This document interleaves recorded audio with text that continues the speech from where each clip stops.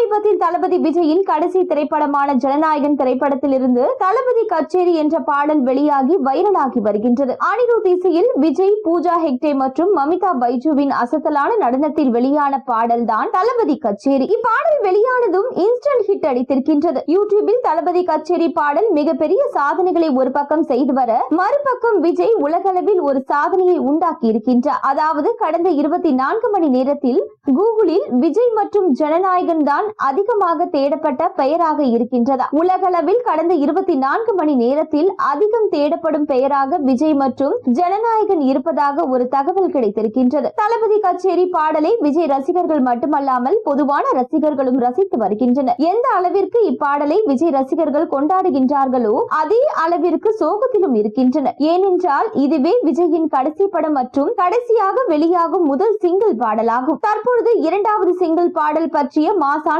Update ஒன்றும் வெளியாகி வருகிறது. அடுத்த பாடலில் விஜய் தொடங்க உள்ள தமிழக வெற்றி கழகத்தில் சின்னத்தையும் வெளியிட இருப்பதாகவும் கூறப்படுகிறது. இதன் மூலம் பெரிய அளவில் சின்னத்தை அறிமுகப்படுத்தவும் திட்டமிட்டுள்ளார்களாம். விரைவில் ஜனநாயகன் படத்தில் இரண்டாவது சிங்கிளை எதிர்பார்க்கலாம். KVN நிறுவனம் தயாரிப்பில் உருவாகி வரும் படம் ஜனநாயகன். விஜய், பூஜா ஹெக்டே, பாபி தியோல், கௌதம் மேனன், பிரியாமணி, நரேன், மமிதா பைஜு உள்ளிட்ட பலர் நடித்துள்ளனர். இப்படம் பொங்கல் பண்டிகையை முன்னிட்டு வரும் ஜனவரி 9ஆம் தேதி அன்று வெளியாகும் என்று அறிவிக்கப்பட்டுள்ளது.